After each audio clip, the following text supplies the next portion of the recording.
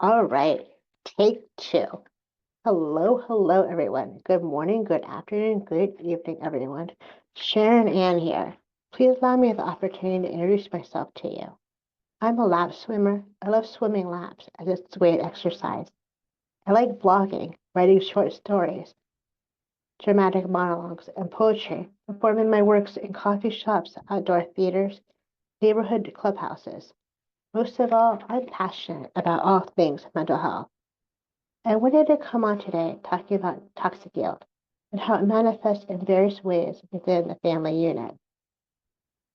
Friends, imagine living with a father who's up to vote of an enabler, always sporting the carefree, I don't care attitude when your mother insists that no is just a starting point for negotiation. In a family dynamic like this, asking for help from a dad it often leads to an overwhelming sense of guilt. In one sense, you generally desire to connect with your father, to get to bond with him, to include him in your life. But then you also have the thought process of, why try anymore? You're just going to get hurt. I know on my end, anytime I ask my father for help with anything, he always says, I don't care. What did you do now? How dare you ask me for help? What do you do now? How much is it going to cost me? It's like, why even ask for help if it's just going to start an argument? When in reality, asking for help in day-to-day life should be seen as a mark of maturity, not a bad thing.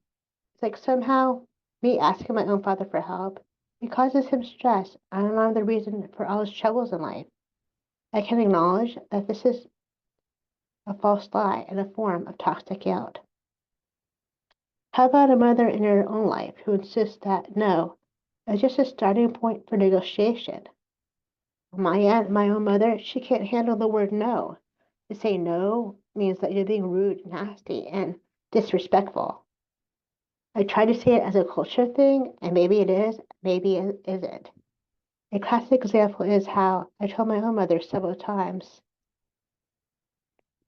that I won't add family to social media for various reasons. And she's like, no. It's as if the indifference of your family members it wraps around you like a thick fog, making it difficult to breathe, to think clearly, or even safely voice your opinion within your family unit. The unique blend of personalities it creates a toxic environment where the expectation to uphold family harmony it often triumphs the need for personal boundaries. It's like all is great if you say yes, yes. You agree to everything family asks of you. All is great if you have the same thoughts as your mom and dad. But then all goes south if you have your own thoughts and your own values that don't align with their wishes. As stated earlier, toxic guilt it manifests in various ways within families. For instance, when a child seeks support for their own struggles, they feel selfish and unworthy because their father's apathy has made them feel like they're a burden. Like you're not meant to be who you really are. In my own life, I'm learning the less I'm around family, the better. I'm learning to use the gray method around them because it's not safe to ask for anything. Some people would say that I'm being selfish, a brat spoiled, but I feel that I'm just taking care of myself to the best of my ability. The mother, on the other hand, with no, she may relentlessly push her agenda, leading to feelings of obligation rather than choice, something that happens in my own family. For example, she may manipulate you into doing the dishes, saying, if you love me, you'll do the dishes to free up my day. If you love me, you'll clean the pool. Again, something that happens in my own family and in my own life. I know in my own life, my mother, she guilt trips me into doing things for her. It's like if I do things for her that I'm loved and appreciated by her, then I'm the obedient daughter. But if I don't do anything, then I'm the bad person. It's like, why even help her? Why even try to bond with her in the first place? I know that sounds mean.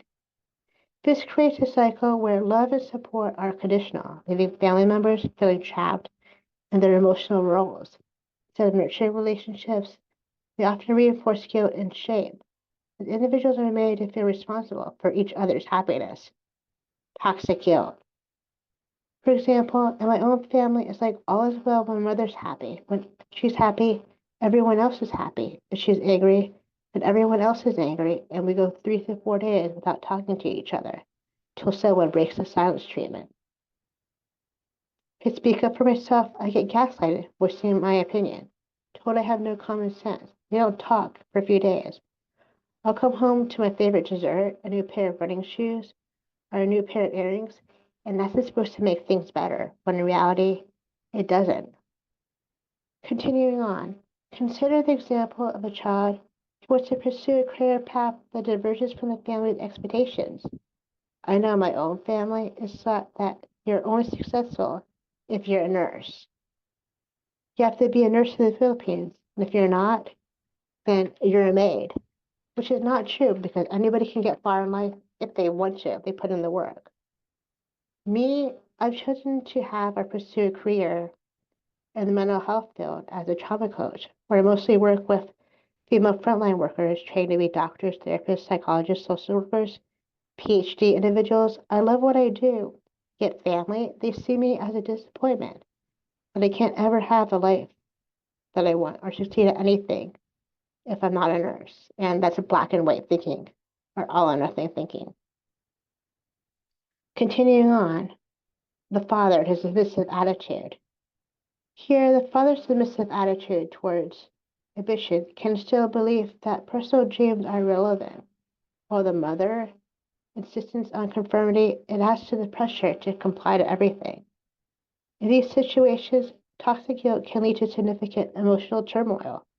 It can lead to feelings of shutting down your emotions around others, to where you feel like you're a robot, like you're walking on eggshells around your caregivers. The child grapples with the fear of disappointing their parents while also yearning for their own identity. Constant internal conflict, it can lead to resentment and frustration, further damaging family ties. For those navigating the complexities of toxic guilt, it can be incredibly beneficial to seek support. If you find yourself feeling burdened by similar dynamics or struggles with any emotional challenge, I invite you to set up a virtual coffee chat. Thank you for listening, everyone. Bye bye. I hate this. I never know how to end this. Oh, I'm recording. So